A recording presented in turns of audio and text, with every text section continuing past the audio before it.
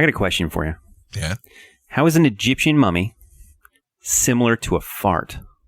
I don't want to know. We should just end it right there. Not even take care of the punchline. That's funny. Come on now. They both have a toot in common. Oh, jeez. Oh. Bum, bum.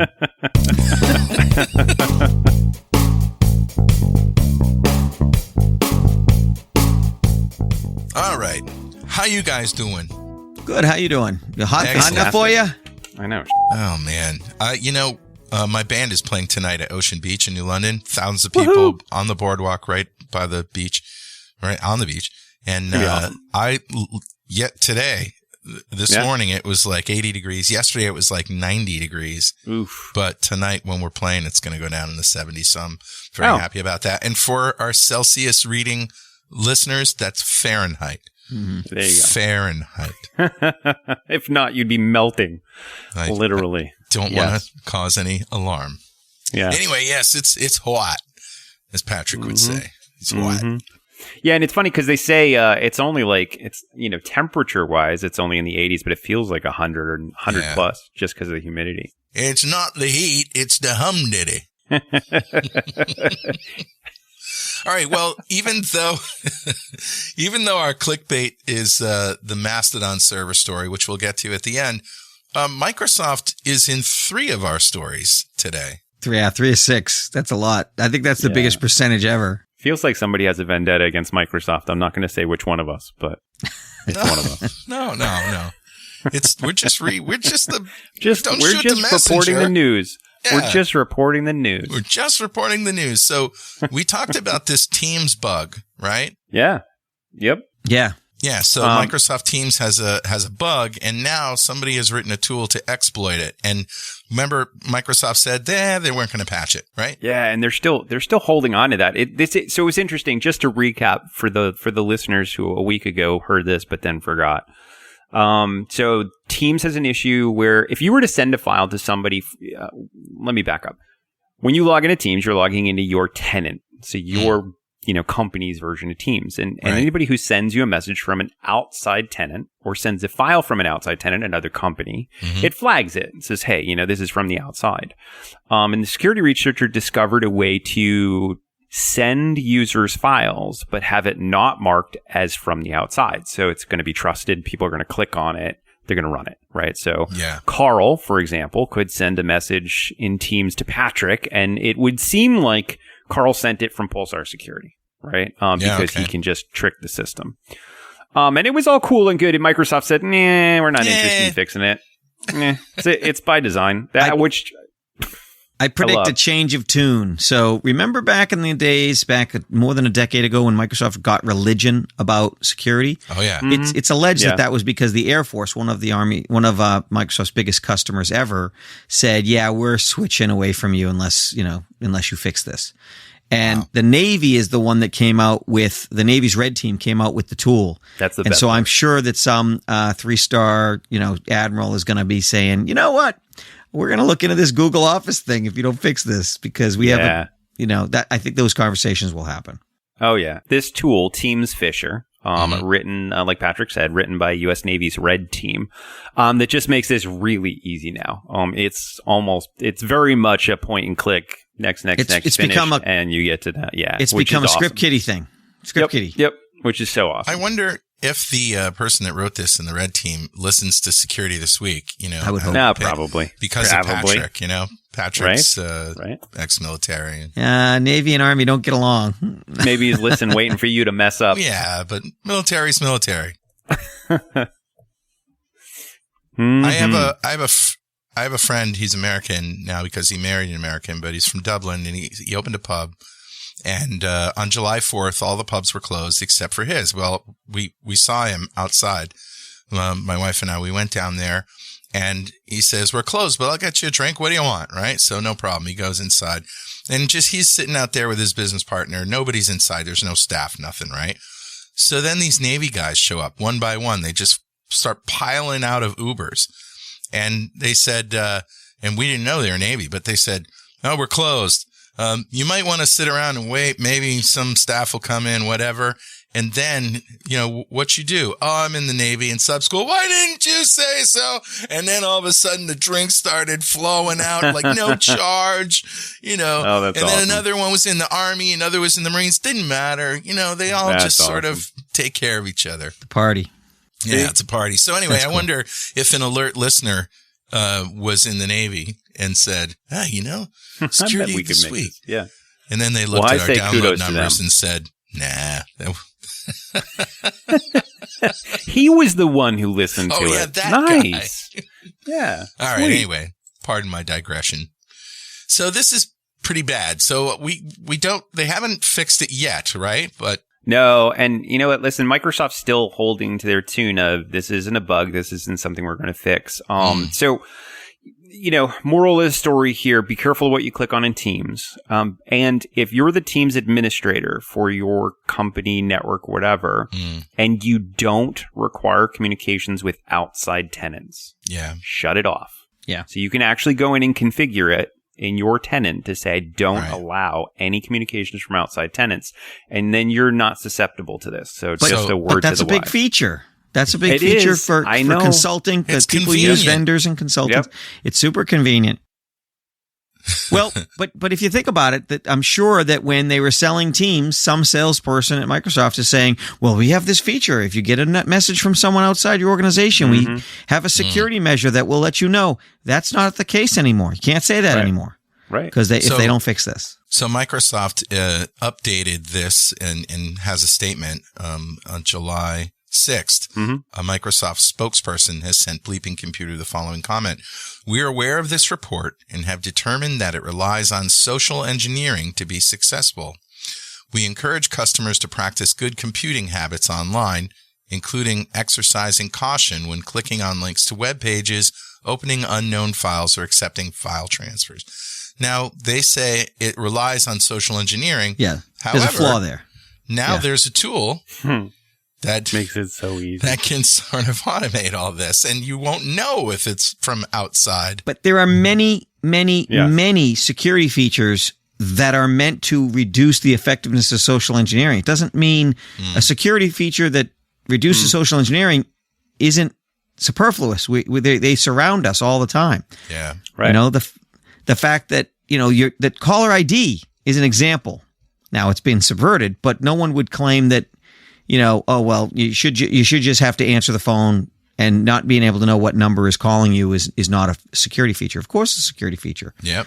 Yep. So I think that's a hollow. I don't really like this. I've seen this No. from Microsoft several times where they say it's not a bug, and I don't understand what's behind it other than an arrogance culture. Oh, well, it entirely could be possible that the way it's architected would be like open heart Very surgery difficult. to fix this. Yeah, okay. right? Well, your tough problems are tough. Welcome to the real world. And they're Wow. Microsoft. They have trillions of dollars to throw at problems like this now. They're over $1 trillion company now. Multiple Yeah, trillion dollars. one of the No, three, I it's- think. Yeah, Unbelievable. that's crazy. All right. So sticking with the Microsoft theme, the next story is from Bleeping Computer also.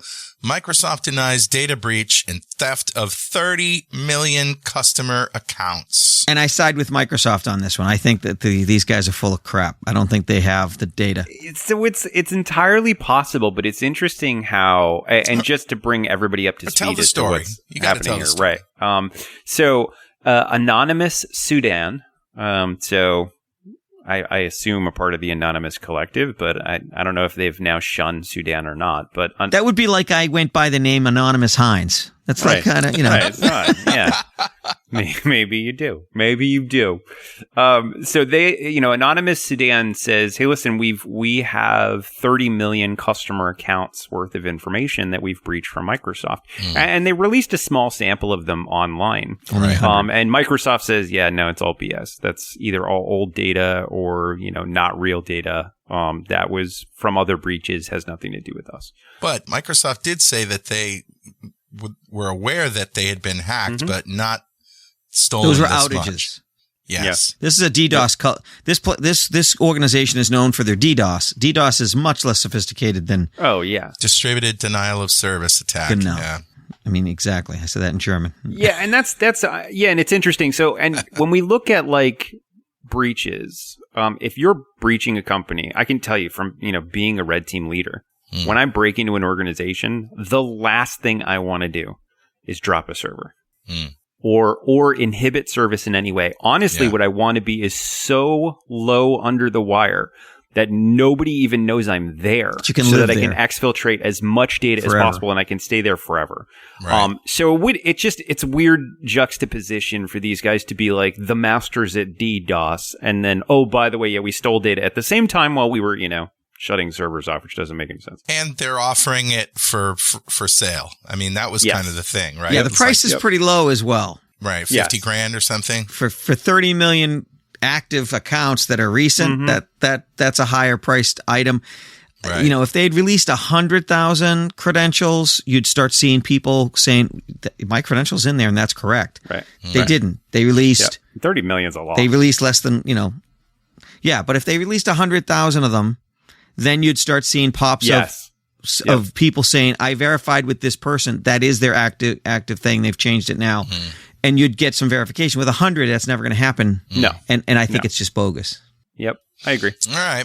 Okay. So moral of that story, don't buy your data breaches from Sudan. Well, but, it's probably worth resetting your Microsoft password. You should do that anyway. Password manager. It's probably worth doing. Every episode of Security This Week you should do that. Yeah, that's right. Yeah. Let's make it a habit. Every time you listen to this show, you reset your password and reboot your phone. We'll sit here and wait. Yeah, go ahead. During the commercial break, go reset your password. Right. All right. So this next story isn't about a breach at Microsoft, but it's an interesting essay, a commentary from darkreading.com by an Adam Shostak, a leading expert in threat modeling. Microsoft can fix ransomware tomorrow. You can't encrypt a file you can't open.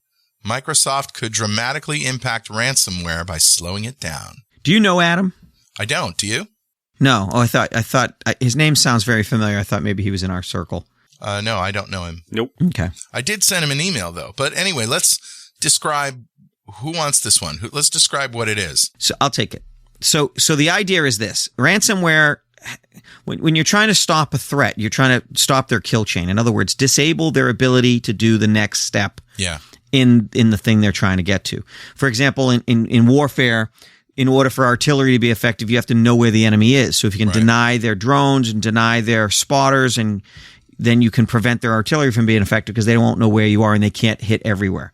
Right. So the Microsoft's idea is, well, what if we make it so that when you start doing opens on a regular basis, we slow those down so that file reads. Right. File opens. Yeah. You open a file, we're going to slow you down.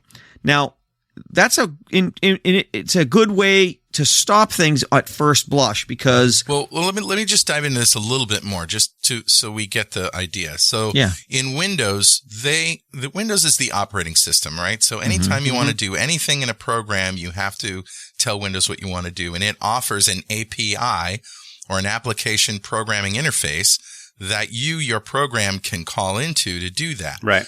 And the lowest level, in other words, closest to the kernel of the operating system, the lowest level API for accessing files is called Open File. And is it File Open or Open File? I can't remember. It doesn't really matter. It's Open File. All right. But anyway, it's not only used to open files for reading, but also for writing. So his idea is that you limit it. You put a rate limit on it. It can only open so many files per minute or per second or per hour. And what he doesn't say is, what's the magic number there? He says he doesn't know that. And, because if you make it too limited, all your programs are going to crash. Right. They won't be able to open files. And we've been working pretty hard to make things faster. Yeah. So people are loath to make things slower. Right. So, and like he mentioned compilers, right? A compiler works within a directory. It's opening hundreds, maybe thousands of files in writing and reading. Backup programs, right? Yeah. They'd effectively be screwed. You'd have to have exceptions. And if you have exceptions, you have loopholes. If you have loopholes, then Dwayne will squeeze through them. Absolutely. So let's bear in mind, this is not an active program that Microsoft's going to do. This is a suggestion. It's a suggestion, yeah. Right. And so we could cure world hunger if we just, didn't supersize things. Well, and it's an interesting thought experiment, and one that's actually kind of near and dear to what I've done in the past. So Patrick and I have both worked at companies that do file management, file replication, file block, like lots of file level storage, manipulation of file data. So we're very understand this topic very, very well. To the point of understanding how NAS devices do it and how you can connect to F-policy and be able to manage it just like a file system filter on Windows, and whether you need, file system filters on Windows and how busy they are and that sort of stuff.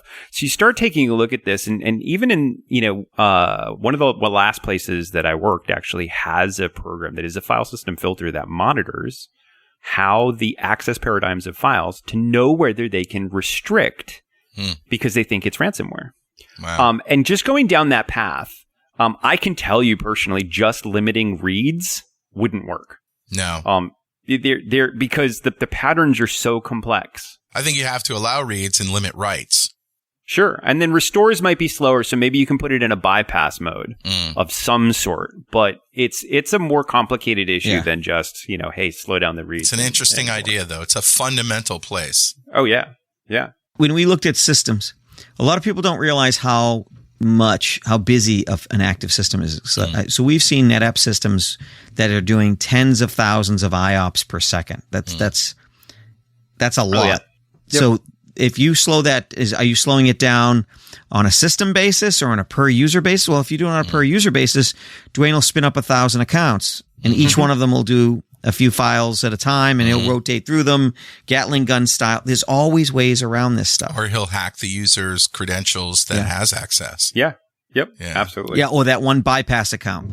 Yes, there's always ways around these types of things. Sure. Absolutely. So it's a good idea. It's a good thought experiment. But Microsoft, we can't get them to fix bugs we know they have. Yeah, that's true. I mean, wow. What's the odds they're going to try to? They're going to take a chance. Refer to story 2. This would be the new Coke for Microsoft if they did this.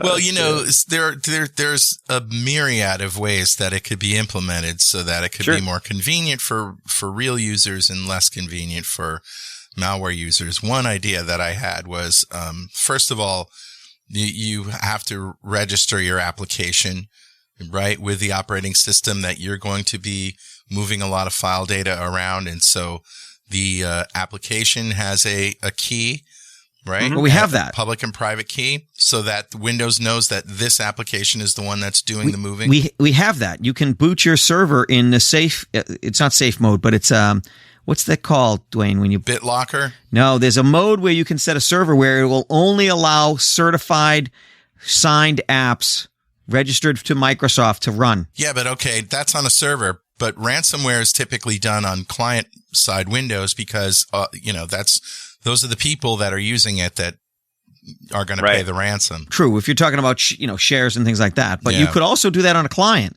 because Outlook and Word are all signed by Microsoft, and you could run it on. You can run it on a client. True. Yep. It's just inconvenient. Right. The other thing is if the operating system notices, OpenFile might be a good vector for placing some monitoring, and if it notices that, holy crap, this one application that is not registered is moving a lot of files around, you could pop up one of those user acceptance dialog boxes that, hey, this application is doing this. Is this okay? And it requires a click from a user. You can't send it keys. You can't press the enter key. You have to use the mouse and hover over it and click, right? Tough on a headless server. Well, that's true. Yeah. But it would stop the process. You'd have to, I get it. But I think what the good thing about that is most of the time the ransomware is going to come from a client. Somebody clicked on something, right? So if they have the paradigm to click, they're probably okay to click OK, continue. One of the problems we have is, and again, this is baked into the protocol, and we're getting really deep here. Yeah. When you attach to a share on Microsoft's networks, you show up as the system process. So the server doesn't know what process on the client had that data. Yep. So that means you can't even do application blocking. So it's a bigger problem than anybody. Through that protocol. Yeah. It's an older problem. And on top of that, I don't know if you guys have ever noticed this, like being in the file system filter layer, we notice this. When you open a share, just open a share, don't touch a file. How many files do you open? Geez, I don't know. All of them? You know, if I open a share. Depends on whether thumbnails are turned on. Yeah. So by default, Windows Explorer will open every file because it verifies what type of file it is and it wants to show you the icon, blah, blah. So when you browse a share, you open thousands of files without ever clicking on anything. Wow. It's actually one of the ways that we can exfiltrate interesting information from people is putting a little special something out there so that when they browse the share, even if they click on nothing, we get information. Just a little special something for you. Little package wrapped up with a bow. Just click with usernames and passwords. Yeah, just click. That may or may not have been used recently. Oh, it's used all the time. It's awesome. All right, guys, that's enough for picking on Microsoft. Yes. Let's take a break, and when we come back, we got a couple more, including the critical TootRoot bug. Toot, toot. We'll talk about that in a minute after these messages. Hey, we're back. You're listening to Security This Week. I'm Carl Franklin. That's Dwayne and Patrick. And we're here talking about stuff that you should probably know and in a lighthearted way. Things and stuff. We're bringing you the security Sometimes news. stuff and things. That's really fun. Right. Most people don't use security and fun in the same sentence other than me. Yeah, but we do. That's true. And professional torturers. Yes. All right, this next story is about ArcServe UDP. Yes. Tell us what ArcServe is first, and then we'll go into it. So ArcServe, and for those of you who are old systems administrators, ArcServe was one of the first data backup and recovery style applications. So if you worked in an enterprise, you probably used ArcServe. Still around. Still doing all sorts of wonderful, different backups for organizations.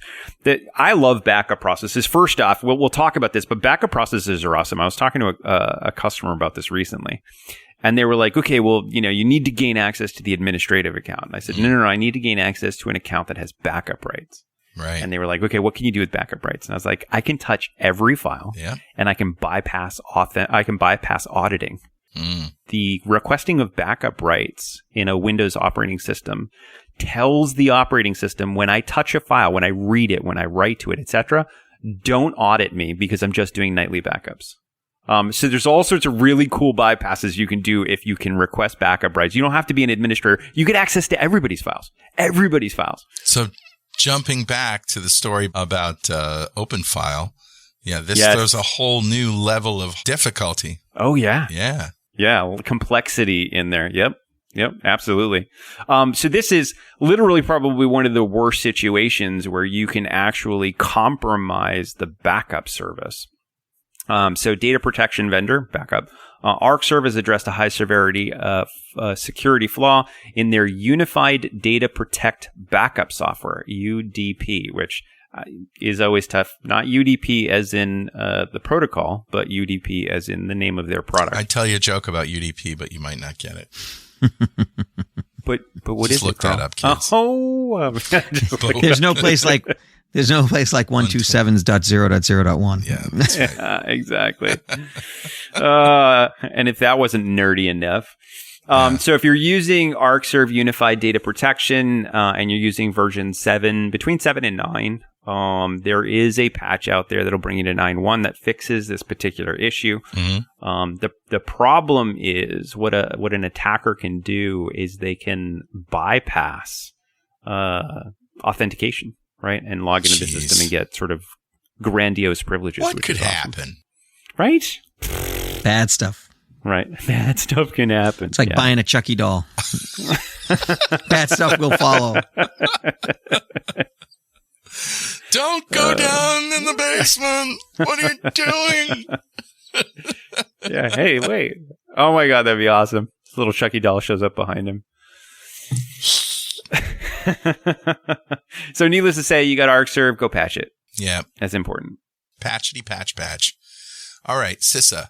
the CISA story. CISA, Netrix Auditor. First of all, CISA is not the story. That's just the organization that the reporter of bad news, like us. Yes.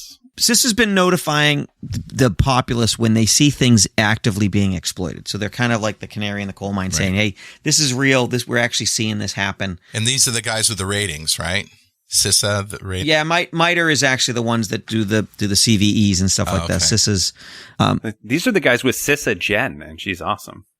What? That's true. You should follow her on Twitter. Okay. Cybersecurity Infrastructure Security Agency. Yeah. Right. So they're doing really great things in educating and letting people know what the latest breaches are and what they're seeing in the field and that sort of stuff. And they're usually working in concert with government agencies, FBI, CIA, NSA, that sort of stuff. And the military version is DISA. All right. Defense Infrastructure Security Agency. All right. So what's the story? So the story here is. We all know about, botnets, right? Where, think like a worm that's crawling around the internet, connecting into systems. And do you remember Mirai? We had talked about the Mirai botnet. Mm-hmm. It was a worm that was crawling around that would log into cameras and whatever was connected with default usernames and passwords. Kind of embed itself there and then would be used as a bot to attack a particular system or to be in concert with a zombie attack or whatever. Okay. So this is a very similar thing, but what they've done is they were able to compromise an application called Netrix Auditor. So if you're using Netrix Auditor, you want to go and patch Netrix, Netwrix. Netrix. But Netrix Auditor is a file auditing and management tool. Gives you the ability to understand like who's accessing what files and where. Okay. Kind of a terrible application to have compromised, of course, because it needs high level, very low level access to the network. It needs to be almost an administrator to understand who's touching what files where. Or backup access. Mm-hmm. Right. So unfortunately, as soon as you gain access to this service, at this point, this is a remote code execution bug, and it does give you the ability to run. Game over. Yeah, you can. Who was that? I know it was Aliens. What was his? I don't know. No. Oh, that was Aliens. That was the guy. It was the guy who's the older brother in Weird Science. Paul? No. Yeah. Really? His name. That's the Ali Sheedy. Not too long ago. Was that the Ali Sheedy thing? Weird Science. That wasn't Ali Sheedy. It wasn't? I'm thinking of... It looks like Ali Sheedy. You're thinking War Games. That was Ali. Oh, okay. No. Short Circuit was also Ali Sheedy. Short Circuit is what I'm thinking. It was Bill Paxton. Bill Paxton's the one that said, Private Hudson. Yeah, Bill Paxton. That's who I'm thinking. Yes, Bill Paxton. I'm sorry. I don't mean to detract from the seriousness of this serious... Well, actually, Aliens is serious. So one of the better lines in that was when they said, okay, take all your ammo out because we're under the nuclear reactor. He's like, what are we supposed to use? Harsh language? That was one of my favorites. Okay, getting back to the TrueBot malware attacks here.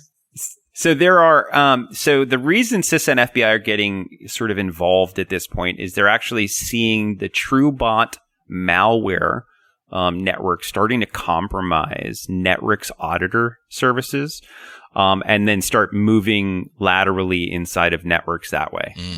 So let me see if I can find, they do have a timeline here, which is really kind of cool. Give me 1 second. Here we go.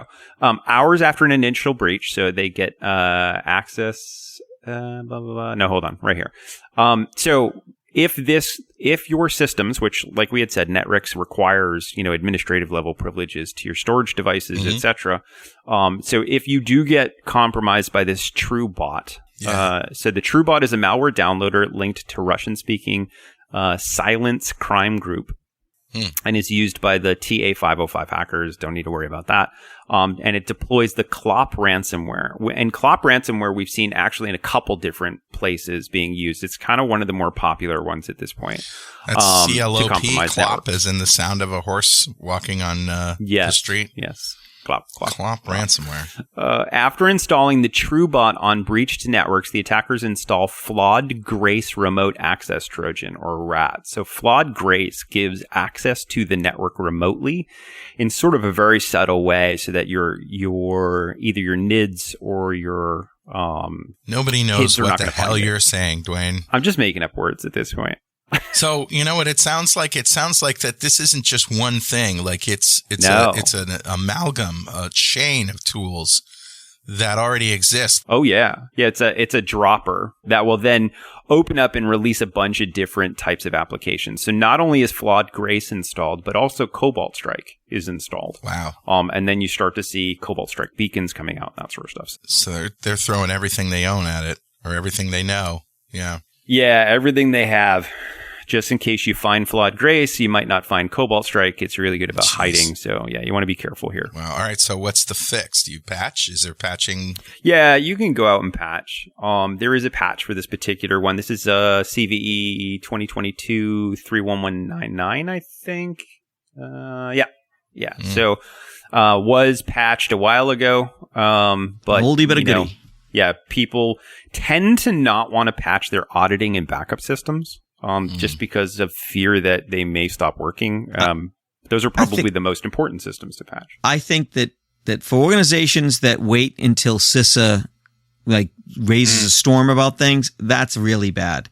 Yeah. But those who continue to ignore after CISA, they're done. They're just hoping to get hacked. Yeah. So you should pay patching progressively all the time. And CISA usually doesn't make these warnings until things have gotten out of control with a variant, with a weakness. All right. It's that time in the show where we talk about the clickbait. But before we talk about this TootRoot thing, let's just go back and talk about Twitter and what's going on with Twitter. And Mark Zuckerberg has a new thing called Threads that's sort of a Twitter killer. And so from what I understand, Elon fired all these people and Zuckerberg hired them. And now Elon's mad because everybody's... I don't see anything proprietary about little messages. No, there's nothing read over the internet. No. I mean, I don't... Maybe they have patents. I don't know, but... I don't see what you could... Well, he's mad that, hey, when I fire you, you're supposed to go work at Burger King now. Stay fired. You need to stay fired. Actually, I think that when they leave his eye line, they're supposed to cease to exist. Yes. Have you guys used Threads? Have you seen it? No, I'm thinking about it, though. No. There's another one, Blue Sky, that people are sending invites all over the place to. Have you used that? Nope. Yeah. It doesn't really. I didn't even go on Mastodon yet.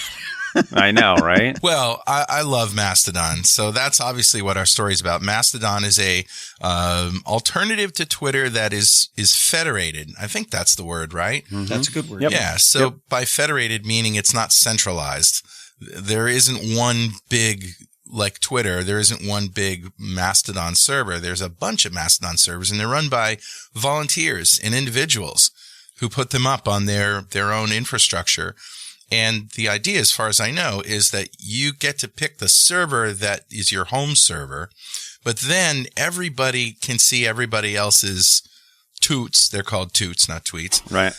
That is a terrible name. Well, but anyways, go ahead. Refer back to the opening joke. Yeah. Toot uncommon. Oh, classic. Crap. So, basically it's federated. So basically you can, if you don't like the server you're on, you can move to another one. You can migrate all your toots and people will be able to follow you wherever you are. So here's the story.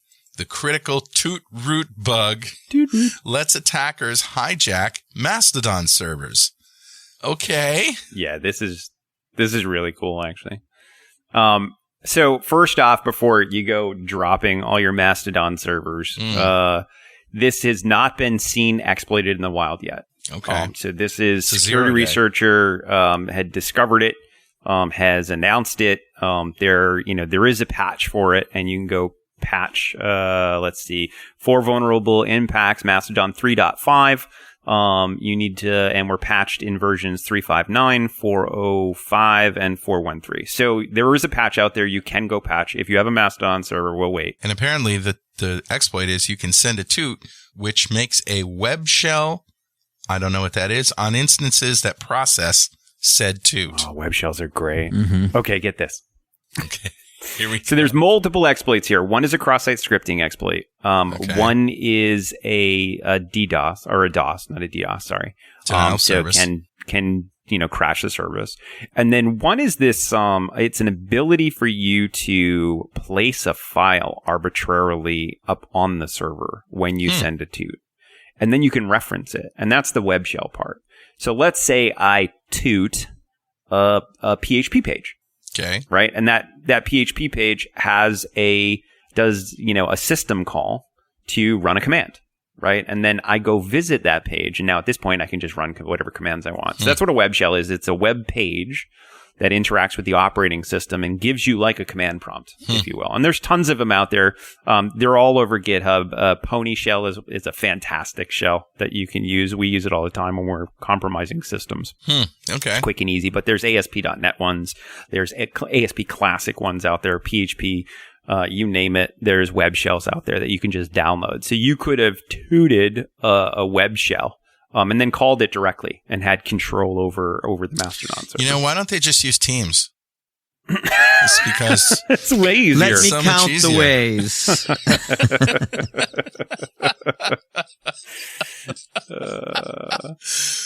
Boom! See what I did there? Well done. Well done, sir. All right. So the question is there a patch for people who are running Mastodon servers? Yes. Yeah, there's a patch out there. Yeah, absolutely. There's a patch out there. And even security researchers, Kevin Beaumont's an awesome researcher out there. He was talking about this bug, and he was talking about it on Mastodon. So, okay. A lot of us security researchers and offensive security folks are not, going, oh my gosh, Mastodon, we should move away. It's still a fantastic platform. And we're going to find bugs, right? We're going to find issues, and they're going to get fixed. Let's talk about that. So there's something called indicators of compromise. And one of the indications of compromise is instability. And Twitter has that in spades right now. You're right. All the outages. So we're up until now, people didn't think about the security of Twitter because what other game in town was there? There wasn't that many other games in town. Now people know about Mastodon.